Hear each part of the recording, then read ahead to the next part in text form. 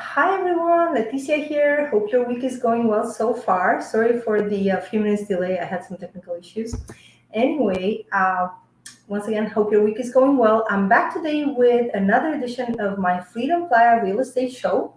And on today's webinar, I will address the popular topic of financing. How can you finance your Mexico real estate purchase? I know many Canadians and Americans have been perhaps, different parts of Mexico, perhaps here in the Riviera Maya, and they're wondering, hey, do I have to pay all cash for these properties, or is there any way I can finance my property? So I prepared a few slides for you guys today. And so greetings to all of you who may be watching this live or even after the fact, okay? So without further ado, I will share my screen and show you the slides that I prepared, okay? Give me 1 second. Oh, slides from my computer. Oh, we're just gonna share my screen and I'll figure out how to get to the, yeah, okay, we're gonna do that. Okay, and I know it's gonna look a little strange for a minute. Okay, hopefully you guys can see this. I'm gonna put it in presentation mode. Okay, awesome. Okay, so I'm gonna go in order of the most common to perhaps the least common options. The most common option and the most cost-effective one that I see people use is putting a home equity line of credit in place, either against their principal residence back in the U.S. or Canada or country of residence, or perhaps a rental property they may have there. So the reason this is a popular option is, as you'll find out in the next slides, interest rates at Mexican banks tend to be a lot higher than what we're used to in places like Canada and the US, okay? And so by and large, your most cost-effective option would be if you can, perhaps if you have a property in the US or Canada or wherever you may live, accessing some of the equity of that property via a home equity line of credit, and then using that for a Mexican real estate purchase. That's if you haven't already decided to sell your property back home, which of course could provide a source of liquidity, okay? Even an unsecured line of credit in your country of origin, if you're somebody who has a good credit score, you're a credit-worthy borrower, then you may find that even that may be cheaper than some of the other mortgage options available. That being said, I will share with you some of the other options available, okay? So American citizens in particular, more and more lenders are opening up to the possibility of financing Mexican real estate for Americans. And, you don't have to be a genius to know that, the cost of living in a lot of American cities, as Canadian citizens all over the world, has been going up. And many Americans are looking for greener pastures. So we know of at least two US-based lenders. One of them is Moxie. The other one I found out about through a local mortgage broker, and I have the details, but I don't know the name of the lender, so I would have to go through that person. But essentially, these are traditional-looking mortgages. You can get an up to a 25-year loan, fixed rates, okay? I know that the one lender offers rates as low as 6%. And again, if you look at this rate, you're gonna be like, that's not low. Well, again, perhaps compared to what you were used to back in the US is not low, but by Mexican standards, that's a very good rate, okay? As I came to find out, even Mexican citizens, when they apply for loans at the local banks, they'll be lucky to get an 8% interest rate. I've heard of rates upwards of 10%, even upwards of 15%, if you can imagine that, okay? So these two lenders that are US-based, they will require either a 30 or 35% down payment. With the one lender called Moxie, it's MOXI, they will even allow you to refinance. Let's say your Mexican property has now gone up in value, they will allow you to pull out equity out of your home via refinance, but you need to leave at least 40% equity in the property, okay?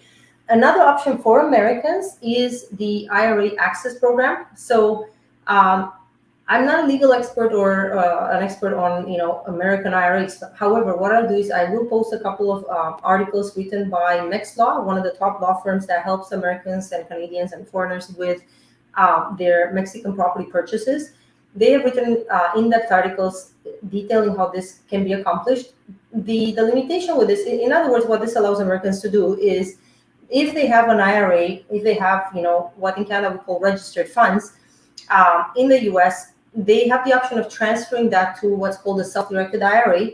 And then one of the investments allowed inside the self-directed IRA is foreign property, but it has to be investment property. So it cannot be a principal residence. Let's say you move to Mexico, that cannot be the house that you live in. Okay, it has to be an investment property. So with that limitation in mind, there are ways to make this happen. And again, Mex Law in particular has had experience helping Americans access their IRAs for their Mexican property purchases. So definitely an option worth looking at. I know that both in the US and Canada, a lot of people's funds, a lot of people's net worth is tied up in these registered type accounts, and technically you're not allowed to access it until you're at retirement age. Well, there is a way you can access it. Okay, so good that some smart people came up with that. Okay, if you are a Mexican citizen living and working in the US, there are additional better options for you. I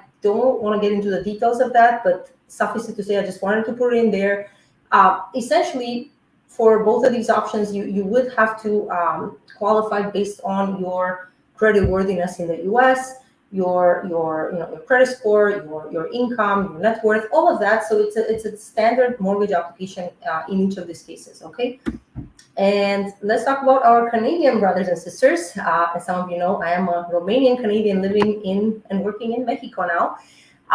So we have a Canadian company that is licensed under the OSC, that's the Ontario Securities Commission. As some of you know, with the Securities Commissions, they are licensed provincially. So anyway, they are licensed across Canada with the Securities Commissions. And what they do is they have an RRSP or TFSA or registered funds access program. So if you're a Canadian, for sure you would have heard of the RRSP, First Time Home Buyers Plan, which essentially allows Canadians to borrow against the balance of their RSP up to, currently the amount is set at 35,000 Canadian dollars for the purchase of using those funds as a down payment on their principal residence, or if you haven't owned a home in like 5 years, you can use that. Well, this is like that plan, but on steroids. Okay, it's a lot better because there is no upper limit as to how much you can access. You could potentially access the entire balance of your RRSPs, TFSAs, LIRAs, what have you. As I mentioned earlier, we know that a lot of Canadians' net worth is tied up in these types of registered funds. And this company was founded by a CRA lawyer with many years of experience, and he found, I don't want to call it a loophole, but he found a legal way to intermediate to make this happen. Okay, it is done via a self-directed RRSP TFSA account. So in other words, if your RRSPs are currently at one of the banks or insurance company, what have you, in order to make this happen, you would have to transfer to a trust company such as Olympia Trust.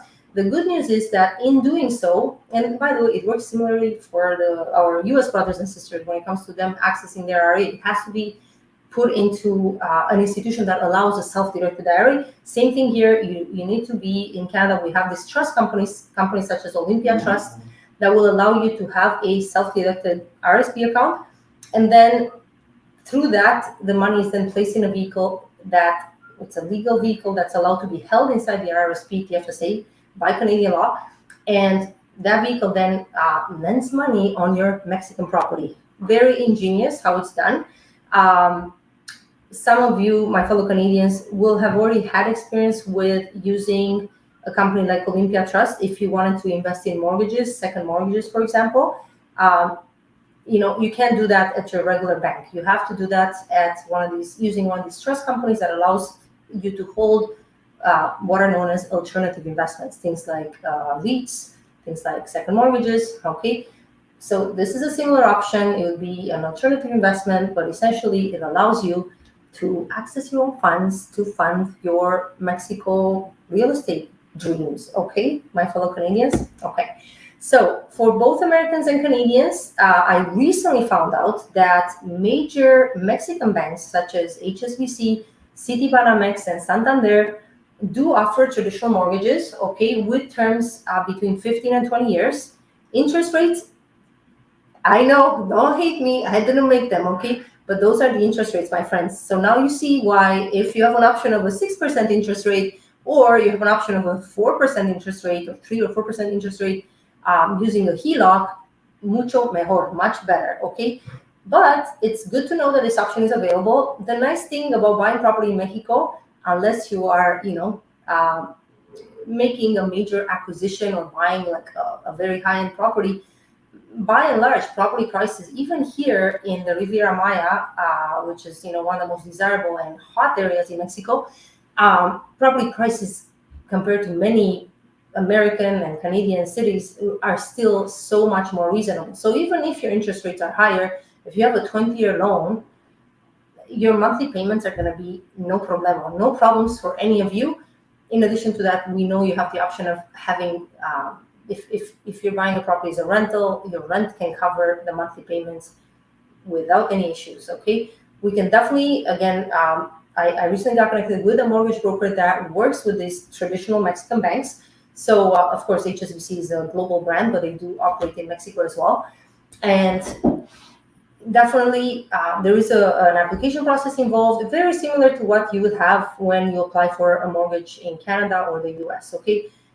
They want to know your credit score. They want to know where your income comes from. They're going to ask for no less than 6 months worth of bank statements. If you are curious about any of this, I will have my contact info at the end.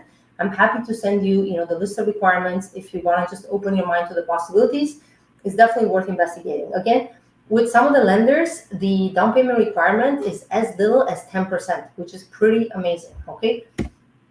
Okay, now, if you are not a Canadian or an American, let's say you are a British citizen or a French citizen, and I think this is just a reflection of the market, that Americans and Canadians are the biggest, foreigner groups or expat groups that buy property in Mexico. We do have, this is initially the first option I was aware of. So we have a company called Hir Casa. They are what we would call an alternative lender, okay, or a B lender. It's a pool of capital. They lend, I don't fully understand it, but they are licensed under Mexican law. And how it works is, they will advance up to a 9-year loan, interest rates in that range, with a 40% down payment, okay? So this, again, remains an option for those of you who are not Canadians or Americans. And also, perhaps you're looking to borrow a smaller amount and you don't even want to extend your loan for more than 9 years, maybe. And the nice thing with these guys, there are no prepayment penalties. I'm still waiting on confirmation as to whether with the more traditional Mexican banks, there are prepayment penalties. We know that in Canada and the US, we do have pretty hefty sometimes prepayment penalties. Let's say you take out a 10-year loan, but you're in a position to pay off your loan in 5 years. I'm waiting to find out from the mortgage broker whether with the Mexican banks, the traditional Mexican banks, there is a prepayment penalty. With these guys here, there is no prepayment penalty. So you can, if you have a smaller loan or you don't expect to need a loan for too long, this could well be an option. And again, if you're not a Canadian or an American, okay? There are some upfront setup fees with this. However, again, if you have no other option, this could well be an option, okay? Yeah, you guys. Well, let's talk about some of the other options that we have in this marketplace. So if you have traveled, in particular here to the Riviera Maya, I live in Playa del Carmen, beautiful Playa del Carmen, Mexico. There's a lot of pre-construction development. There are a lot of, here they call them preventas, a lot of condo projects, home developments. So they're in the pre-construction process. So there are some developers, my friends, that will finance up to 50% of the purchase price of the property for a period of anywhere from 3 to 7 years. One developer that I've worked with and I'm aware of, they will finance up to 50% of the purchase price for a 3-year period at 0 interest, my friend, 0 interest. And let me tell you that even if you were to do that, the monthly payments that would be due to the developer, they can realistically be covered by the rent that would come in, that is expected to come in on that property, okay? But if you want to make it easy for yourself, maybe don't take the 50%. Maybe if you're in a position to put down a bit more and just access 40% or 30% of developer financing, adelante, you can definitely do that, no problemo, okay? And I know of another major developer here, Tao, you might have heard of them, TAO. Um, they will finance, my gosh, I want to say even 7 years up to, I want to say up to even 9 years. But no, I think 7 years is the maximum. I'm getting confused between the interest rates. So yeah, those guys, same thing, will finance up to 50% of the property value, even after the closing date. Okay, so it's pretty amazing. In other words, by the closing date, you only have to come up with 50%, and then they will advance a loan for another, let's say, 7 years. It's somewhere in that range. Interest rates between around 6 to 7% interest rate. Okay, so it's kind of like a private loan with the developer, and no qualification required. That's the nice thing with those guys, and that's the nice thing with all of the developer financing. Um, no qualification required. They don't care what your credit score is. They don't care about your income. You had enough income to put down 50%. They think you're good enough. Okay. Um, there is one developer that has come up with this unique strategy where they will finance 40% of the property price for the buyers. However, the requirement is that they, through their rental administration company, maintain control of the property until the loan is paid off, and they expect that to be over a 6-year period.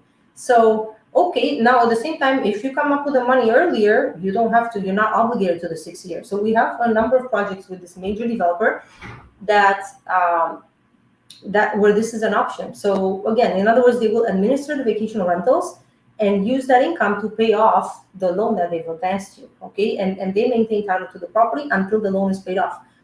But easy breezy for you. You got yourself into a Mexican property at today's prices instead of waiting until you had more money. Okay. So yeah, so I've already explained that. Okay. And hey, my friends, Viva Mexico. Okay. A lot of people these days, I think more and more people are getting educated in the world of cryptocurrencies, and for many reasons, people are choosing to, invest some of their money or keep some of their funds in cryptocurrency.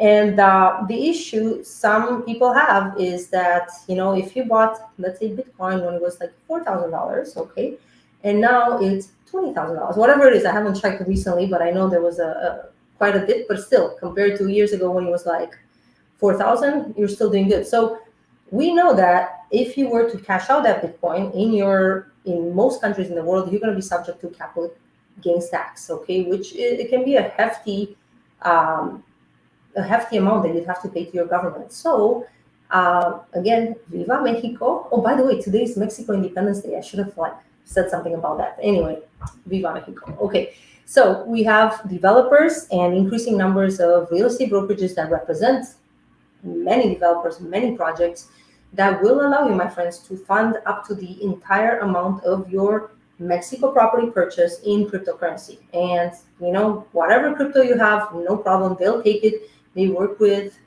overseas exchanges, and I don't know all the details of how they make it happen.